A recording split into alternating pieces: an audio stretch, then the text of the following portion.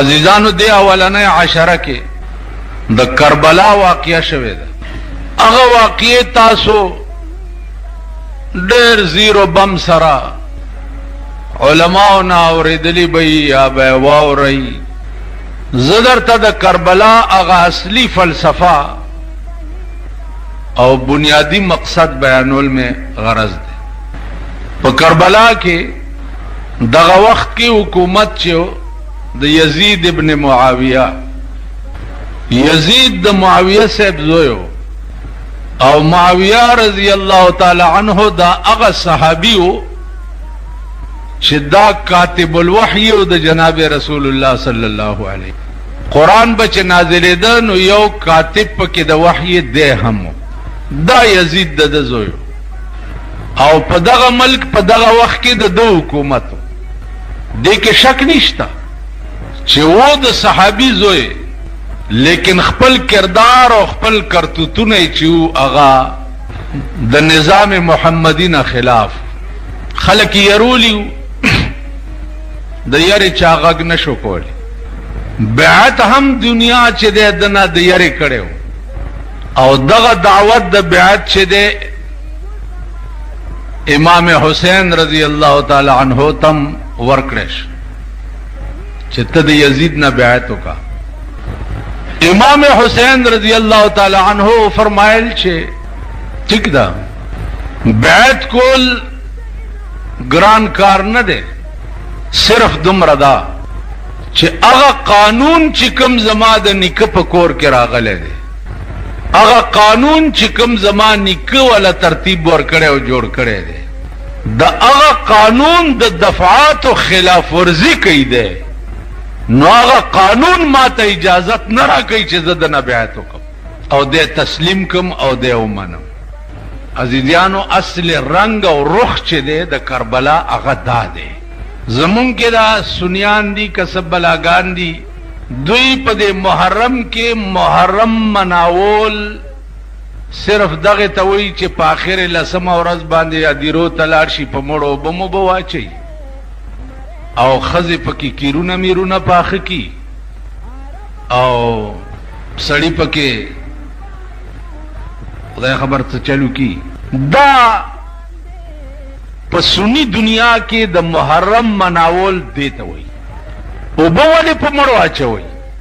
په دې لسمه ورځ باندې دنیا وګوره خزی او نر دیرو تروانی منګي ور سره او په مړو باچي. دا ولی وی امامان تگی شهیدان شوید د دوی دی عقل تا ګورزه خو وایم چې تاسو پورې سرونه نه دي کانی در پورې نه. امامان سور لسو کال او شو تگی په کربلا کې شهیدان شوید او تو بدل تا په خپل مړو باندې اچي. نو ته په ایمان وای چې تګه ته او بزس کم نو ته په مړیږي. تاسو د دې قوم عقل دی. تاسو هر کلی یار وطن دې ټول صوبه سرحد کې وګورځي په لسم او نهم محرم باندې دا دیری ډکی او دی کلالانو بار منګی لګولی او نرغه دی چې نوې منګیالی او بونه ډکی او دیری تیوړی او یو کټوره او په مړو باندې چې امامان تګي شهیدان شي. تاسو خلق زه خو زکه وایم چې د سړی زامن ورک شو. خزه او نر د نسړی زامن دي، خزه او نر او په خپل مړیا چې او امامان تګي په کربلا کې شهیدان شوي دي. نو دې ځای نه لاندې څه پایپ لاین تللی دی چې دا اوبال تاغي ته بیا دا اوبه د مرګ نه وروستو چاته وررسي. هغه بنیادي فلسفه د دې واقع چې دا په هغې تر اوسه پورې سني دنیا پوه هم نه ده، پوهېږي نه چې دا جنګ شوی ولې و، بنیاد یې څه و. عزیزانو بنیاد داو چې هغه قانون چې کوم زما د نیکه په کور کې جوړ ته د هغه قانون نه خلاف ورزي کوي. ستا په دور حکومت کې حرام حلال شوي دي، ناروا او تروا ویل کیږي، شراب پکې څکلی کیږي، زنا پکې کیږي، حرام ستا په حکومت کې حلال شوي دي او زما د نیکه په قانون کې دې سیزونو ته حرام ویلي شوي دي. نو سو پورې دي چې دا حرام بند کړي نه ترغه پورې زستا بیعت نکو. که د پاکستان قوم کې ایمان وې نو په دې 15 کاله کې به د پاکستان یو حکومت هم تسلیم کړي وي. ځکه چې هر حکومت چې راځي هغه د حرامو جړ دی، د نارواو جړ دی، د بے حیايي جړ دی، د بے غیرتۍ جړ دی. هر حکومت چې راځي نو دا حکومتونه د دې قابل دي چې دې ته سړی سر ټیټ کړي او دا تسلیم کړي. د امام حسین بنیادی جګړه دا وه. بیا د کوفې خلق ورپسې راله، د کوفې خلق ورپسې راله چې صاحب تا سره یو چې څنګه وې هغسې کو او د ده مقابله کو. امام حسین رضی الله تعالی عنه سره د بالو بچه کربلا ته ورسېده او خیمې ولګولې او اعلان یې وکړو چې یا به جنګي او یا به ته د خدای قانون ته تسلیمیږي. دغه وخت کې ابن زیاد په دغه علاقه گورنر و. ابن زیاد نامه یې وه او ده ته به وي ابن مرجانه. بادشاه حکم و چې ختم یې کوي. عزیزانو دا اهلی کوفه چې دي دا ټول ته وتښتېده په خاص وخت کې. امام حسین رضی الله تعالی عنہ صرف خپل خاندان 72 کسان پاتې شو. اوس څه کوي؟ دوی چې سر قربانوم، بچی قربانوم، لیکن د باطل پلاس کې لاس نگدم. ابن زیاد فوج راوستو تی گیر چاپیری په 72 کسانو باندې جنگ شروع کو چې دا 72 بدر باندې قربانوم یا به ته قرآن ته سرنگون کی. جنگ شروع شو. عزیزانو نمبر په نمبر د خاندان رسول بچی به قربانې ده نمبر په نمبر. په دغه وخت کې د شاه قاسم کویدن شوی وه. اوس خیمې لګېدلې دي او د شاه قاسم کویدن هم شوی ده، جنگ هم شروع دی. امام حسین رضی الله تعالی عنہ وی چې جنگ هم شروع دی خو کویدن چې شوي نو سنتو باندې عمل کول ضروری دی. راځئ چې دا ډولی م راوړو. امام حسین د یار په خط و خال باندې بچی قرباني، بچی په قرباني. زنانه ته وی چې دا د شاه قاسم واده پکې وکړي نو یو خیمې نه بلې خیمې نه ډولی م راوړ او دغه شهیدانو د وینو نکریزې لاس باندې جینۍ ته ولګو. د شپې ړومبی شپه ده، آواز وشو چې روزه جنگ لا توره راواغسته. ناوې ورته څه وایي؟ ناوې ورته څه وایي؟ ځانونو ته وګورئ. تاسو کې چې ودونه یې ځانونو ته وګورئ، ډولۍ ته مو ګورئ، هغه جنجونو ته مو ګورئ، وریجې چې پخ کړي خلکو ته ټوکرای ټوکرای کېږي دغې ته وګورئ، دا غټ سریم چې والا راغوښتي دغې ته وګورئ، د شاه قاسم واده ته مو ګورئ. د شاه قاسم بی بی قاسم توی جانا نا مزه زمانا. د ړومبی شپې ناوې ورته د شاه قاسم بی بی قاسم توی جانا نا مزه زمانا. شمر ظالم بدی د غشو په باران وجنی، دا مظلومان وجنی. او دا څوک کوي دا کار؟ قرآن وائی د قرآن بیا خاوندان وجنی، دا مظلومان وجنی. امغه خلق وجل چې چا قرآن لستو او چا قرآن منلو. تاسو به وایي اوفوی داسې کافرو چې چا قرآن وی او مغی هغه څوک وویشته چې چا د قرآن خاوندان اوج. قرآن تاسو ویلې دی که نه؟ د تاسو چې په چا ډس کوئ او څوک ولئ هغه قرآن مني که نه مني؟ نو قرآن وی او د قرآن خاوند وجنې که نه؟ و چې ووتو جنگ کې راګیر شو، شهید شو، د خیمې مخې له یې پرې کړی سر راوړو. ړومبی شپې ناوې ورته راووته او په مخې ورته لاس ووهل. علي اکبر نمبر راغی. الله اکبر. هغه ورځ د چا زوی شوی ما ته ویل ښه نامه پې کېده، مال علي اکبر نوم پې کېده. وی یاره جي علي اکبر څه زړه نامه ده؟ دا سه نوې غوندې نامه وخایا. ما نوې نامه درته وخایم ویلې مال دغه نامه پکې ده، دلیپ کمار نامه پکې ده. نو چا څوک دی؟ مال د هندوستان یو مشهور ډم دی، پاکستان ته چې راغلی هم ډېر استقبال یې شوی و. ما دا نامه پکې ده، دا نوې ډېره ښایسته نامه ده، د ډم نامه پکې ده. زه خدای دې د دغه زوی سر کپ په خوله که چې دا تا راوړی دی ورکېږه. علي اکبر وایي زړه نامه ده. دا خلق دی، دا څه قوم دی.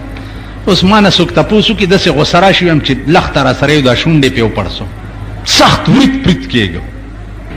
علي اکبر نمبر راغو، خیمه کې توره راواغست. علي اکبر کړو ځان سنبال د جنگ په لور ځي، زړه مې نسکور ځي. علي اکبر کړو ځان سنبال د جنگ په لور ځي، زړه مې نسکور ځي.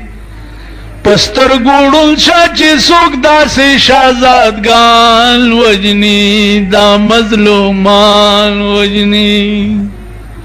او چې بار ووتو د تورو په منځ کې ګیر شو، علي اکبرم انا لله و انا الیه راجعون. امام حسین نمبر راغی، لسم محرم دی. آوازو شو چې ماشوم پیدا شو په خیمه کې، لږ بانګ ورته غوږ کې ووایا. نو بیا ځه جنګ لا راوړئ. امام حسین ماشوم په غېږ کې واغستو، غوږ کې ورته اذان کوي، غوږ کې ورته بانګ ووایا. بیا ځه ماشوم یې غېږ کې واچولو، اذان یې ورته شروع. چې اذان یې شروع کړو، غشی راغی د ماشوم په دې ځای کې ننوت او دې ځای نه ووت. اوس پیدا شوی امام حسین د مرۍ هغه وینې په لاس کې راوچتې کړې او اسمان ته لړه کړې چې د خط و خال مالکه چې زه در باندې عاشق ما د نن ورځې پیدا شوی ماشوم هم ستا په خط و خال باندې قربان کړو. چې بی بی زینب رضی الله تعالی عنها دا خور و د امام حسین رضی الله تعالی عنه. دی چې څه وخت کې ولیدو چې زما ورور د تورو په منځ کې ګیر شو، نو دی د خپلې خیمې نه بې اختیاره بار را منډه کا.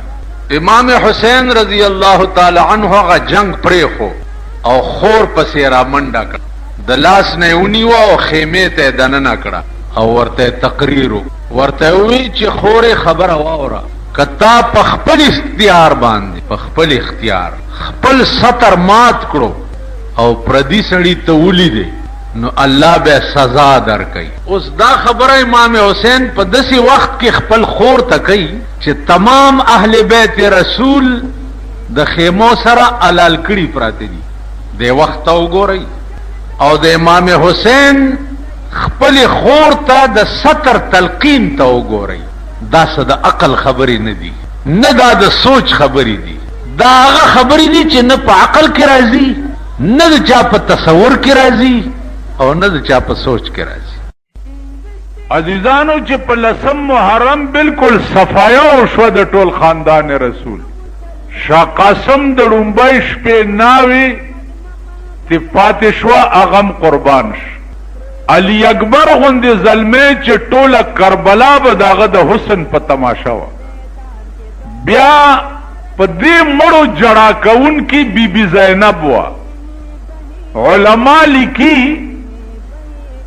چې بی بی زینب حسن دومره اوچتو چې په دغه وخت کې په مخ د ځمکه د زینبې عمره ښایسته ښځه څوک نه وه. چې لسم محرم ماښام صفایا وشوه، نو د ابن زیاد فوج چې دی په خیمو حمله وکړه او د خیمو نه زنانا او ماشومان دا د فوج په بند کې لاستړلي راوویسته او یزید ته روان کړ. یو ډېر لوی ظلم بد شوی دی بل چې د ابن زیاد فوجیانو د امام حسین سر چې غوڅ کو، نو هغې کې تار واچولو، امام زین العابدین ته په غاړه کې ځوړند کو. د هغه په غاړه کې دا سر ځوړندو، په دغه قافله د بی بی زینب کې زین العابدین هم روان. انتها د ظلم، انتها ده. عزیزانو هغه کم ظلم اهل بیت رسول د یزید سره یا د ابن زیاد سره کړو چې دومره عظیمه سزا ولا ورکړه. دا هم بنی آدمو چې دا چا د امام حسین په سر کې مزه چوله او زین العابدین ته په غاړه کې ځوړند کړو، دا مسلمانانو.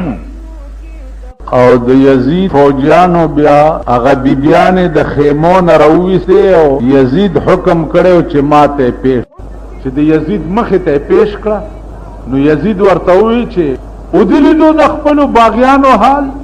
زینب ورته یو تقریر وکړو او په تقریر کې لویه خبره دا وه چې ماذا تقولون ان قال النبي لكم او یزیدا کده قیامت په ورځ زمانی که محمد رسول الله درنه تپوس وکړو چې تا زمان وسو سره څه عمل کړو نو څه